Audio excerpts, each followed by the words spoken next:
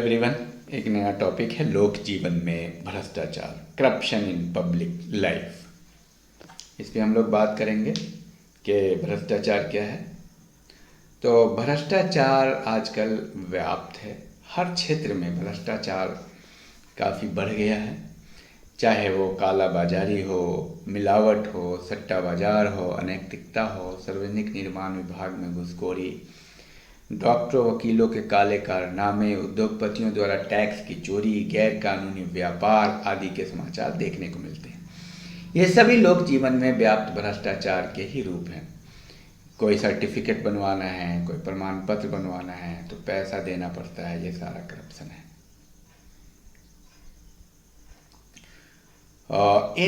इनमें राजनीतिक दलों द्वारा किया गया गोलमाल, दल बदल, ऊंचे अधिकारियों द्वारा की गई नियमितता, पुलिस के लोगों द्वारा घूस लेने के कार्य, पढ़े लिखे व्यक्तियों द्वारा कानून तोड़ना, सब सम्मिलित है। कभी कभी भ्रष्टाचार शब्द के स्थान पर अनुचित लाभ शब्द का प्रयोग किया जाता है। अनुचित लाभ का अर्थ भ्रष्ट साधनों द्वारा नियमों को तोड़कर लाभ उठाना। तो इसमें क्या है, नियम को तोड़ना और लाभ उठाना गलत तरीके से। जबकि भ्रष्टाचार सर्वश्री इलियट और मेरिल के अनुसार, जो बहुत मशहूर हैं, इसको आप याद करिए, किसी प्रत्यक्ष अथवा अप्रत्यक्ष लाभ को प्राप्त करने के लिए जानबूझकर कर्तव्य का पालन न करना है। भ्रष्टाचार सदैव किसी स्पष्ट अथवा अस्पष्ट लाभ के लिए कानून तथा समाज के विरोध में किया जाने वाला कार्य है। जितनी भी समस्याएं हैं वो कानून को न मानने के कारण विचलन आता है। तो उसी में एक भ्रष्टाचार है। जब कानून का सही से इस्तेमाल नहीं करेंगे, अपना कर्तव्य सही से नहीं निभाएंगे, तो उसी में भ्रष्टाचार, और इसमें स्वार्थ की भावना जुड़ जाती है। भ्रष्टाचार की कोई सीमा नहीं। राजनीतिक, सरकारी कर्मचारियों से लेकर व्यापारियों, डॉक्टरों, नसों, पुजारियों, किस क्षेत्र में नहीं है। सरकारें बदल रही है, जितने भी पॉलिटिकल लीडर्स हैं उनको खरीदे जाते हैं। आर्थिक स्तर पे बिजनेसमैन टैक्स चोरी कर रहा है। आज अगर बिजनेसमैन टैक्स चोरी न करे, छोटे छोटे बिजनेसमैन हैं जो 10 लाख, 20 लाख, 25 लाख कमा रहे हैं, आप देखिए टैक्स नहीं देते हैं, टैक्स की चोरी है। छोटा छोटा प्रमाण पत्र बनाने के लिए घूसखोरी है, 100 रुपया, 200 रुपया देना पड़ता है। तो हर जगह, मतलब कोई ऐसा क्षेत्र नहीं बचा है कि जहाँ पे भ्रष्टाचार नहीं हो। गलत तरीके से पैसा कमाना, अपना सही कर्तव्य नहीं करना। तो भ्रष्टाचार के क्या कारण है? आत्मस्वार्थ की पूर्ति। ये सारे पॉइंट को आप लिख लीजिए, याद कीजिए। नियम कानून के संबंध में ज्ञान का अभाव, कानून की अपनी कमियां भी भ्रष्टाचार को बढ़ावा देती है। अनेक कानून ऐसे होते हैं जिससे बचने के अनेक रास्ते हो सकते हैं, और अदालत के झंझट से दूर रहने की अभिलाषा भी भ्रष्टाचार का एक कारण बन जाती है। छोड़ो कहाँ अदालत में जाना है। अदालती कार्यवाही और उससे उत्पन्न परेशानी से लोग बचना चाहते हैं, इसलिए पुलिस अधिकारी, आबकारी, टैक्स अधिकारी, कस्टम अधिकारी को घूस देकर अदालतों के झंझटों से धीरे से आदमी निकल जाता है कि छोड़ो कहाँ इस चक्कर में पड़ना है, घूस दे दो, निकल जाओ। व्यापारिक विज्ञापन भी भ्रष्टाचार का कारण बन गया है। तरक भरक व आकर्षक विज्ञापन लोगों को बेवकूफ़ बनाकर धन कमाया जा सकता है। भौतिकवादी आदर्श, भौतिकवाद, धन संपत्ति, विलासिता की चीज़ें, गाड़ी, कार, घर की प्राप्ति, इन सबको गैर कानूनी तरीके से धन अर्जित करना, भौतिकवाद जो मन में बसा हुआ है लोगों के, उसका कारण भी है।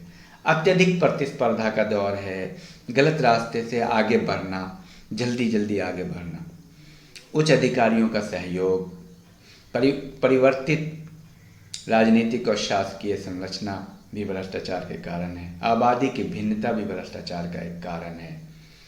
बड़े बड़े व्यापारी और राजनीतिकों का गठबंधन जो एक दूसरे को सहयोग करते हैं, वो भी भ्रष्टाचार का कारण है। भ्रष्टाचार भारत में विविध रूप में पाए जाते हैं। तो ये सारे रूप हैं भ्रष्टाचार के। पुलिस है, राजनीतिक दल है, और जितने भी प्रशासक हैं, उद्योगपतियों में भ्रष्टाचार है, मिलावट है, प्रतिष्ठित व्यापारी वर्ग में भी भ्रष्टाचार है भारत में।